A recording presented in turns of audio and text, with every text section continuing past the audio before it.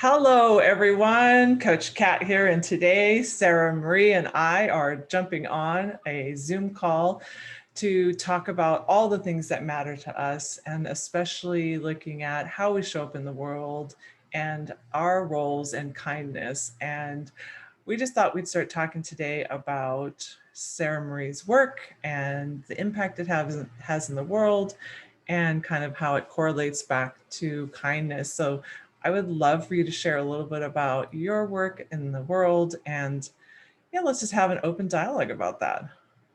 Awesome. Well, thank you for Yeah. having a call today. Yeah, you're welcome. This is so Uh, cool. yeah, I love just kind of chatting and just that organic, and we'll see where it goes. So, fingers crossed. Right now, I'm just Yeah, kidding. yeah, we're just gonna wing it. We start off in the beginning like all formal, and it's like, okay, hey, this is how authentic conversations happen. And I Yes. think people need to see that this is the beautiful part of COVID. And COVID, it impacted a lot of people in a lot of ways, and there are some beautiful outcomes that have happened. And I feel like this is part of it. The organicness of what the kindness games has allowed to happen is you and I connecting online and talking about some cool things. Yeah. Yep. No.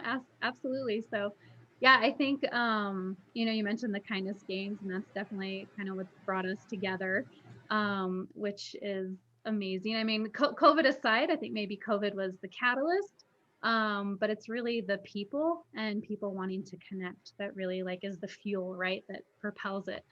So, we were kind of talking a little bit about my history and what I do, and so professionally, I'm a nurse. I've been a nurse for 15 years. Um, and then personally, I have, a survivor story. I was a survivor of domestic abuse for a 15-year relationship. Also a cancer survivor, which kind of happened at the tail end of that relationship. And so just really went through a lot that last year of that relationship, which statistically, is proven that when a victim is trying to get away from their abuser, the risks and the abuse tend to get like tenfold, Sure. which was absolutely true. So I think, the kindness games and why that resonates so much with me is because as a survivor in that relationship, feeling isolated and not experiencing relationships in any other way but abusive, um, is really, really speaks to me because I know a lot of times, like, how can I help? How can I help a victim? What can I do for Yeah. them? What support do you need? Sure. Yeah, exactly. What support do you need? Like, and you're hesitant, like, oh, well, come stay at my house. I don't know about that. What if Yeah. your user I, shows up? He's got to go, I can't do that. I don't know what to do. I don't know how to answer. I'm spinning in my head. Yep. Yeah. Yep. And so I was actually thinking about this a couple of days ago, kind of why I've really leaned into the kindness games. And it's because the the most supportive way that somebody can help a victim is by showing them kindness. It's showing them that there's a different way that relationship can happen. And so that's so important because like I said, you get isolated Yeah. and And you don't know anything other than what you've experienced all of your life. yeah. Yeah. So it's not well, why don't you just leave or, trying to fix the problem. Yeah. I think when you Yeah. try to, Humans are not cars. You can't fix a human. You yeah, can support them to heal from the inside out, but they're not a car. right. Yeah, exactly. Well, and it's a lot of added pressure too, I think, for the Sure. person trying to help.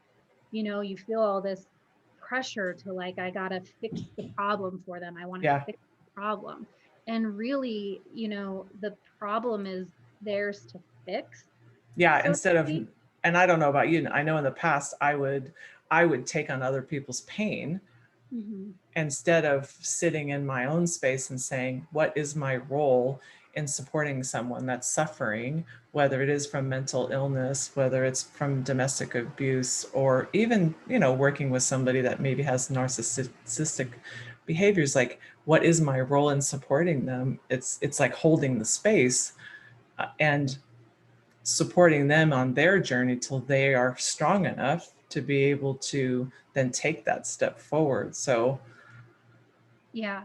Yeah. I mean, it's, like And even like advocates, so I've talked to a lot of like domestic violence advocates that have been doing this for a long time. They can't fill out the paperwork for you, they can't go to work and make the paycheck for you, they Right. can't, there's a lot of things that advocates can't do that's really up to the survivor to do for themselves. And so they can, we can do just that. We can hold the space, we can be a cheerleader, we can be a Yeah. Yeah. support. And maybe if that person needs like some accountability. So like I know, like for me, I needed accountability, and I was actually in a group, in a support group before I left my abusive marriage. And so I had two really great friends that I made, and we were accountability partners for each other. That's so great. Yeah, Good and for, it's I mean, just, I like, my heart right now is so good for you that like you found the strength to reach out to your community and to heal and to realize that shifting your life was so important to you, and to your family, and and you're a survivor. I mean, congratulations on that. From I mean, just, I just feel you right now and hold the space for you. So I mean, this is real life, right? I mean, you're sharing how you got through that, and the tips that others need to hear from you of like, what did you do and how did you do it? And from a leadership perspective, and the correlation back to the kindness games, like, people need to know that it's possible, and then here's a real story of how that happened. And you got some babies that you got to take care of too. I mean, I know they're not babies anymore, but you got a tribe that you got to take camping and take care of. And yeah, so, yeah. So yeah. talk a little bit more about that though. You got into community, you stayed in with your group. Like, what other things did you find? Because like, I know I have family members too that when you tell them what to do, it's not helpful. I Right. feel like our role is really not to constrict choice, but it's Mhm. to ask them questions, to your point, and to like just hold their space, be there, reach out. So what other things did you find was most helpful for you on your journey that you want to share? Yeah, so um definitely, so I think a little bit part of it is my nursing. And I'm creating a program, MAPS, Project Defense, and MAPS stands for mindful, able, prepared, safe. And so it's really the understanding that leaving an abusive relationship is a process. It's not Sure. like a one-time event. It's really a process.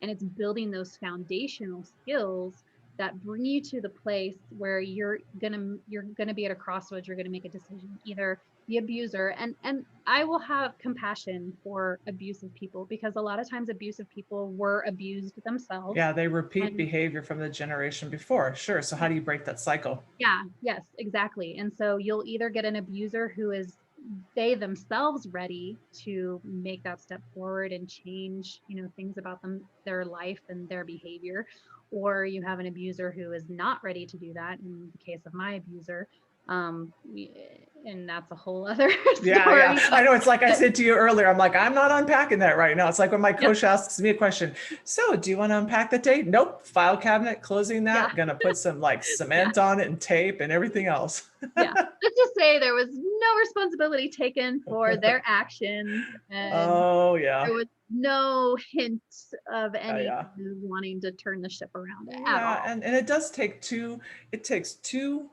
100% humans that want to come into the space Hmm. to do the hard work. Yeah, And that correlates back to leadership, it correlates back to relationships, to anything. Like, you have to show up as a whole human, even if you need support and you need to shift how you've been showing up as an abuser or anything else that's not healthy. yeah, yeah. So I am definitely like, I'm not like one of those like leave your abuser, like, like it's like, no, let's really like, let's build the skills. Yeah. Let's really take a look at what the situation is and what the relationship is, so that you can make a sound idea. Because I think at our heart, we as humans, like, we married that person for a reason. We, Yeah. we thought we saw quality there. It's ending a relationship, and that can be hard. There's also trauma bonding. So you got to start unpacking that trauma Yeah. bonding too. Like, am I bonded to this person in an unhealthy Oh, way, sure. that I'm not recognizing the abuse? And so let's start working on that trauma bonding. Now, is there does the relationship look different, and how does it look different, and is there a future here, or is there another route that I need to take? Yeah, um, yeah, I love that. Again, it goes back to what we were talking about earlier before we got on. It's accessing the resources you need, grace, lots of grace, and what resources do you need to put into your human, into your toolbox to be able to, change that behavior mhm. and break that cycle and let all of that go. Yeah. Yeah. And I know, like, it's tough for me because I feel like there's a fine line between like victim blaming and then kind of, well, no, there's things that you do have to look at, the things that you have to take responsibility Yeah, for. the So I, accountability piece is yes, huge, I think. yeah. I mean, Yeah. I had some unhealthy coping skills that I Yeah. developed to cope with the relationship.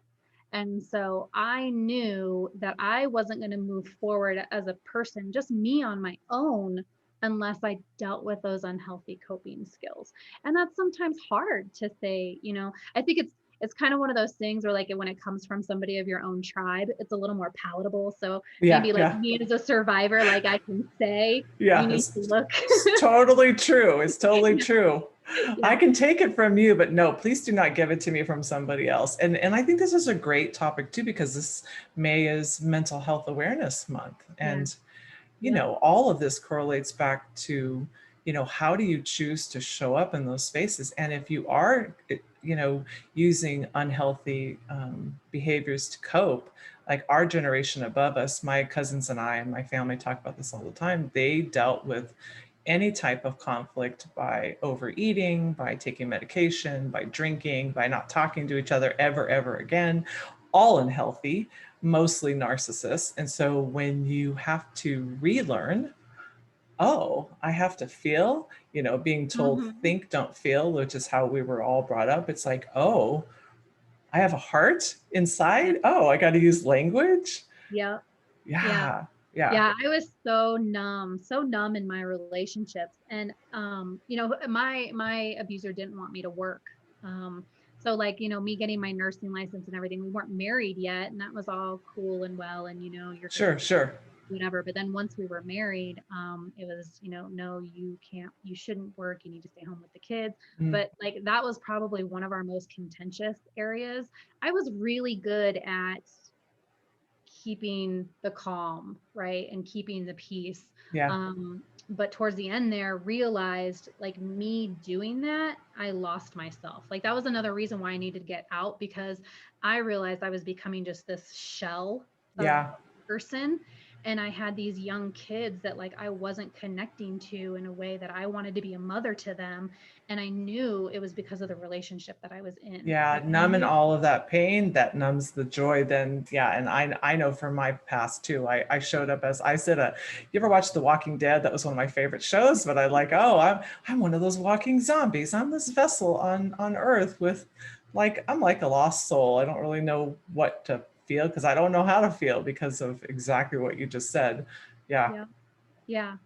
Yep. And so I knew I needed to make some decisions. And so then it didn't really necessarily become so much about the relationship, but really sure. became about me. Yeah. And we talk about authenticity. And so it Yeah. was actually, so coupled with counseling, like, I was able to start counseling a year before I left, but it was listening to Brene Brown, The Power of Oh, Vulnerability. I listened to it on audio. So my ex never knew what I love was Brene listening Brown. to. Yeah. You're Oh, like, ah ha ha, I'm learning. yeah. Just a small little, snicker Yeah. there. Yeah. I I'm mean, at getting this the resources I need. I'm pouring need, into myself. yes, yeah. And so I would just listen to it. And he was gone a lot too. He traveled, he Yeah. did a lot of traveling. Yeah. So that was, another thing that was fortunate for me, that he was traveling and I was able to listen to that stuff. Sure. I realized, like, my situation was a little bit different in that I was fortunate, in some certain circumstances. I had a job, so I did have some financial, income. Not Support where others may not, right? yeah, Situations are always different. yep, and others don't. And I think that was part of, so I did go to the local shelter here, and they kind of, it was, well, you have an income, and we're really, we're a resource for people that don't and have an income. And so I was kind of like, but I also don't know what resources are out there. So I guess long story short, I kind of tapped into my nursing. And that's something that I was really good at, working with a collaborative team, and creating my team and creating that around me. And I think that's why I was fortunate. And that's one of the pieces, the modules that's part of MAPS project, I is love really it. teaching. Yeah, it's teaching how to become your own advocate and become your own leader of your team, because that's really what it takes. I think that's why it's hard for victims to leave until you get out there and you're like, now what? Like, I don't have no friends, I have no money, I Yeah, have I've got to start in some space that I don't know. And what you're talking about is, oh, I have to start leading my own life in a way that I haven't in the past, which also correlates to, like, you're a nurse. You had to show up and lead every day and lead through others to get all of your work done and serve all of your patients. And again, just thank you so much for all of your service. I mean, you've done so much and you're such a courageous woman, and so brave. And again, you sharing your story with others is important. And continuing to do what you're doing. And I love the maps. I mean, what else do you want to share about that? well, it's We could not talk for done yet. days, we want to share, but here's all the resources in one day. Yeah, it's not done yet. And so the concept behind it is really like, it's going to be quick, like 3 to 5 minute videos on a learning platform that, Right. and it's really at the heart of it, has the victim who is still in an abusive relationship in Got it. mind. Okay. So there's really like a lot of like safety parameters to put in there. So quick 3 to 5 minute videos, that talk about like building mindfulness, building boundaries, identifying those patterns. I think we talked about that before we Yeah, started right, recording. right. Because the Um, patterns and the behavior, it doesn't make a difference what part of the world you live mhm. in. To your point from earlier, it really is the behaviors you can identify are similar. Yes, yeah. So yeah, I'm networked with people in the UK, in Australia. I follow all of That's that, and great. it's the same story over and over and over again. The abuse is very kind of predictable. There's a pattern to it. And I think that's part of the reason I was so successful in getting out, is because that's kind of how my brain thinks. I see patterns. And so that's why, like, my situational awareness, like as soon as Yeah. there's one little thing off in the pattern, I'm like, hold on. Yeah, yeah. I um, do that too. It's kind of like, do you remember the card game when you were yeah, younger where you had to lay all the cards out and you had to switch them all over to yes, figure out which two matched? yes, Totally my brain. yep, Mm-hmm. yep. Yep, yep. Yeah. Yep. And even just as a nurse, like in my nursing, just seeing just those subtle changes, like there might Yeah, just be a yeah. subtle change.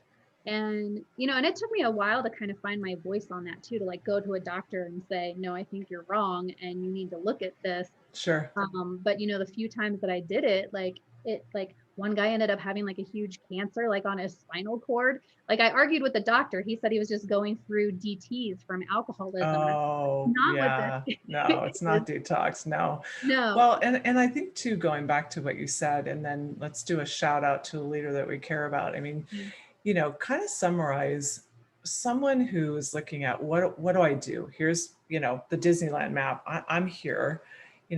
How could you kind of summarize what are the 2 or 3 things that um, they could consider if they've realized where they are and that they want to make a choice to shift to get whatever support it is they need? What would you recommend? Yeah. So, I mean, the first thing I would recommend is definitely getting in touch with an advocate that is in like your local area. So, like for me, for MAPS project, defense, I mean, that's going to be like an international thing, but Yeah, it's great. um, but it's not like the end all be all. And so you really need like those local resources. So number one would be, reach out to an advocate.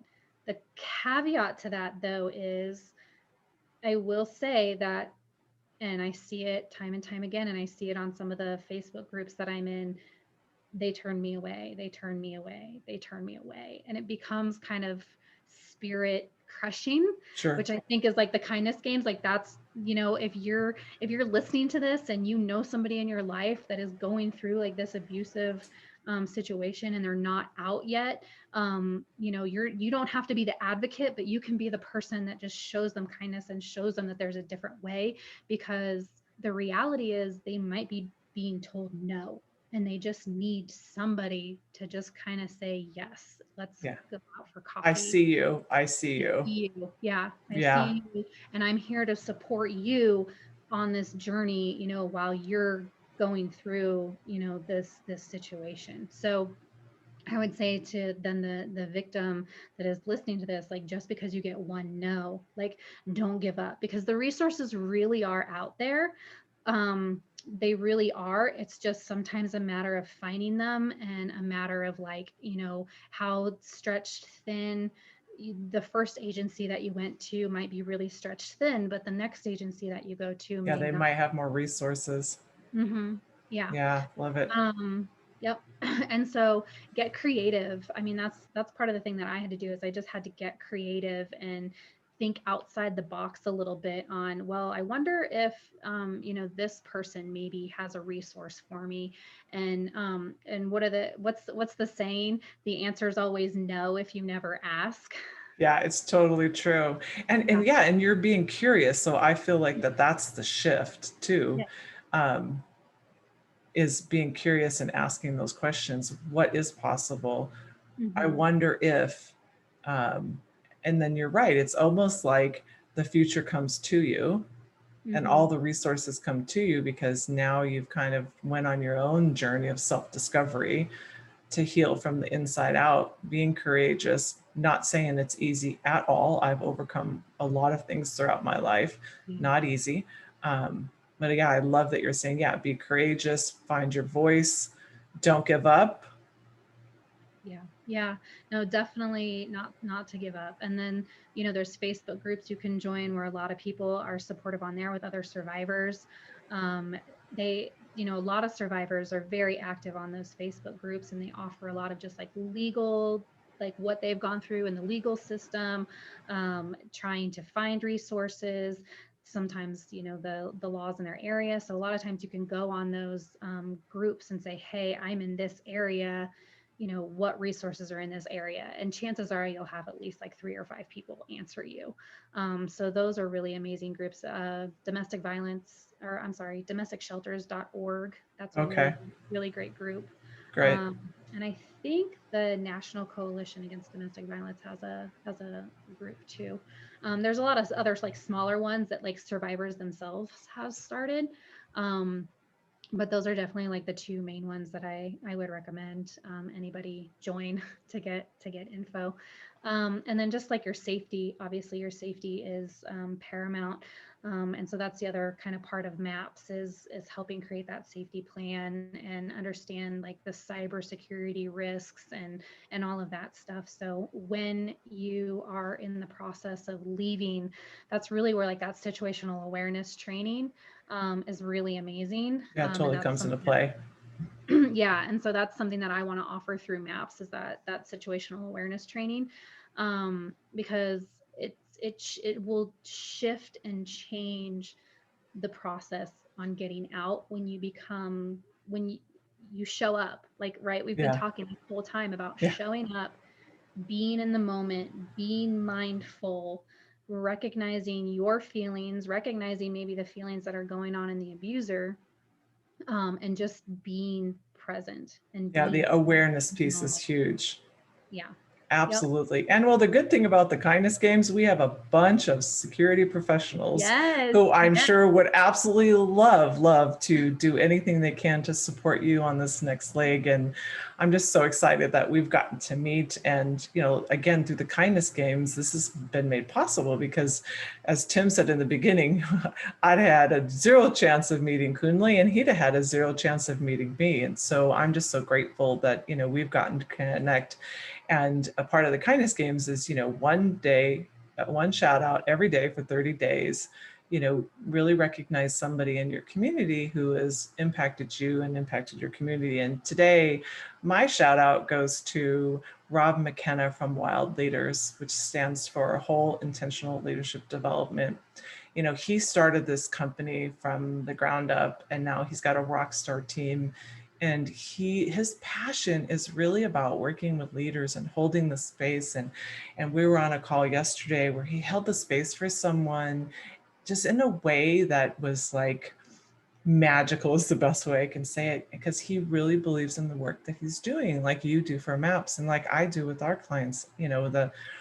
As we help individuals access the resources they have, and that then they can change, and so his work is so impactful. So Rob, I just want to thank you for being a kind and caring human, for doing all the beautiful work you're doing out in the world, impacting leaders every day through all of your work with the Wild team.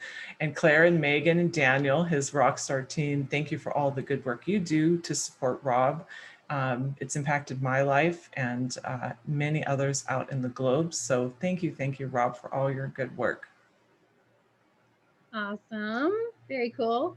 Hopefully I'll get to meet him soon. Yeah, he's a good guy. And so how about for you, Sarah-Marie? Who do you want to say a shout Yeah. out today? Yeah, so for me, for a shout out, I'd have to say some amazing survivors that I got to know last year when I started volunteer work in a domestic violence organization. And so it would be Nicole Borland, Heidi Lynn, and Alice Miles. Those three ladies are amazing. They are rock stars. Like I said, they're all survivors. Um, and they show up every day too. Like they have a heart, they have a passion for helping other victims and survivors. And I think that's so important, in that journey of healing. So it kind of becomes the next step in your own healing. It's like Sure. a pay it forward, right? Yeah. You start working with other victims and survivors who maybe haven't gotten to the place where you've gotten to, which the term is maybe like thriving. So we all become thrivers, Yeah. Yeah. and Love thriving in our that. relationships. Yeah. Yep, it's awesome. So I thank you, ladies. You guys have been amazing to get to know. I am so grateful for the friendships that I've built with you and that we've had over the past year. And I can't wait to see, where you guys take your passion and take your uh, story and your work, and hopefully be there kind of alongside of you, cheerleading you guys on, and likewise. So lifelong friendships, it's very awesome. That's great. Yeah, we definitely need a community. And I think that's the number one thing I heard you say. Get in community, stay in community. And the kindness games and this community is so impactful, and the work that we're all doing collectively. And then again, going back to Rob and the Wild team, as we all continue to like have these conversations, like how can we support each other in our own journey from a leadership perspective? I mean, I feel like it's our duty not to go back to our fathers, military backgrounds, but yeah, I mean, it's that service above self, to where we do leave all of those spaces better off than when we arrived, and you know, being the unsung heroes, because that's who we are. So thank you so much for chatting today, for coming on, for being so courageous and sharing your story, and, big virtual hug for overcoming everything that you did. So, you can continue to show your love and light out in the world. So until next time, Coach Yeah, Cat thank out. you.